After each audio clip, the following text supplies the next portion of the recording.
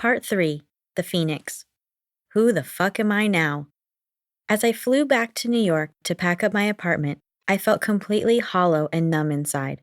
It was as if the pain of what I was about to do was too big to even process. I knew that I needed to pack up my life in Brooklyn before I told anyone else what I had done, but I had no idea how I was going to be able to break the news to my team. I also knew that I had a lot of legal work ahead of me, and I just couldn't bear to process any of that just yet. I needed this moment to physically close this chapter and get back to my safety net on the West Coast before I could even begin any of those logistics. I arrived at JFK to be punched in the face by New York winter. The winds were howling, the air was freezing, and a snowstorm was on its way. Unbeknownst to me, it was the perfect analogy of the experiences I was walking into. With my best winter coats awaiting me in my apartment, I froze my way to the rental car station across the airport, collected my minivan, and made my way to Brooklyn. The minivan was both nostalgic and functional. I knew New York was expecting rain and snow while I was moving out, so a pickup truck just seemed like a dismal choice. The comedic relief was that a minivan is always the event production rental of choice. We have to transport a bunch of humans, load it full of miscellaneous things and stuff, and the side door can be opened to facilitate drive-by beer drop-offs for late nights on site. Over the years of working events, I have rented and driven every style and brand of minivan on the market, and some are quite schmancy these days. I will never judge another soccer mom ever again. When I arrived at my apartment, I cranked up the heater and ordered my favorite emotional support meal in the neighborhood. Then I slowly paced around my apartment while I waited for my mozzarella sticks and bolognese to arrive. There wasn't a lot of stuff to pack, but I had no idea where to begin, so I found myself standing on my red shag carpet rug in the living room, just staring out the patio windows. I couldn't believe this was the last time I would have this view. I also couldn't believe that I had made the moronic decision to quit smoking before completing this endeavor. I regretted that decision immensely at that moment. My attention was jolted as the buzzer rang. My dinner had arrived.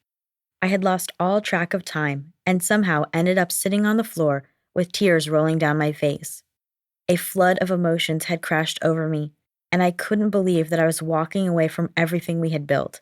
This was my baby. This life was my everything. I silently sobbed into my mozzarella sticks as all the blood, sweat, and tears I had given over the years played through my mind. I felt like I finally understood the analogy of life flashing before your eyes, the moment before death, as the life I had previously lived replayed before my very eyes. I couldn't help but feel like I was breaking my own damn heart, and that I would come to regret this decision. But all I knew for now, I had to pack up my things and go home. The integrity in my heart was no longer aligned with the integrity of what was needed from me here. I was so far out of alignment that if breaking my own heart was what needed to be done, then that's all I knew how to do. Begrudgingly moving to the couch, I stared out the French door balcony as I aimlessly ate my bolognese. I didn't pack a single thing that night. I just sat there. The physical task at hand was simple: move the furniture and job materials to our warehouse down the street, and pack my personal belongings in the empty suitcases for the trek back across the country.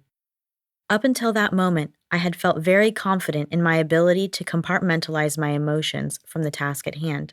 However, this one felt massive and impossible. Over the next couple of days, I did everything I could to delay the inevitable.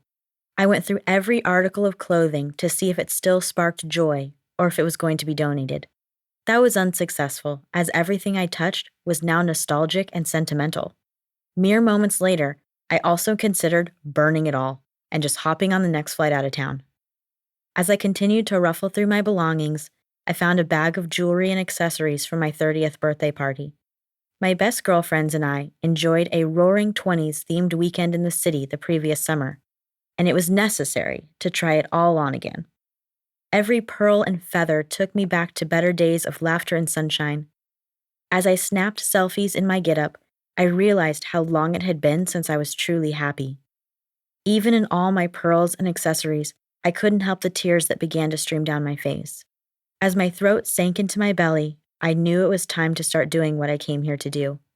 Slowly but surely, a few days, a lot of carbs and espresso later, everything had been packed and moved, except my bed and the overstuffed suitcases. My once buzzing Brooklyn apartment was now cold and bare, and I couldn't help feeling like I was making a huge mistake. With no more delays to be made, I booked the flight home and made my way back to the airport. Normally religiously requiring an aisle seat, I climbed into my window seat and melted into the support of the window panel. The blustering storm had calmed long enough for the air to be clear, but the cool temperature of the window felt soothing to my forehead. As we took off, heightened by claustrophobic anxiety and no clear path to the bathroom, I was calmly reminded of the magic of the window seat. When departing from NYC, from the left side of the plane, on a crisp and perfect dusk evening, you can see the sparkle and detail of every bridge and building in the surrounding boroughs. I inhaled deeply as I identified Central Park down below me, down to Lower Manhattan, across the Brooklyn Bridge, and right into the neighborhood where I woke up every morning to make the impossible possible. As one lone tear streamed down my face, I could see the entire experience in one ascending moment as we climbed to cruising altitude. As the night danced in and we floated through the clouds, I watched the shine of the city melt away below me. After making my way back to the left coast, as my brother likes to call it, I knew it was time to face my decision. I made every effort not to screw anyone over in my departure, so my now ex-boyfriend/ex-business partner, our lawyer, and I developed an extensive transition plan to outline exactly what I was willing to do to soften the blow of my departure. In reality, I was so broken and hurting inside, I would have done anything just to make it all end. When it came time to talk about finances, I was so burnt out and miserable that I didn't fight for a dime. I just begged them to let me go. I was not willing to give Jason the satisfaction of fighting with me anymore. I had such a belittled sense of my worth that I chose to walk away from 3 businesses, the team I loved and respected to the deepest pits of my soul, and any sense of respect I had for the man I once held in such high regard. I had no idea how to stand up for myself any longer, and I had no fight left in me to give.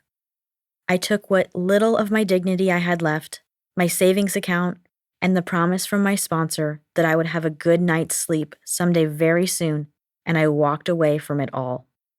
After 4 long and painful, unpaid months, I completed the obligations I had outlined in the transition plan, and I was left with a complicated cocktail of relief, rage, feeling broken and exhausted, as I was faced with 2 very mind-boggling questions.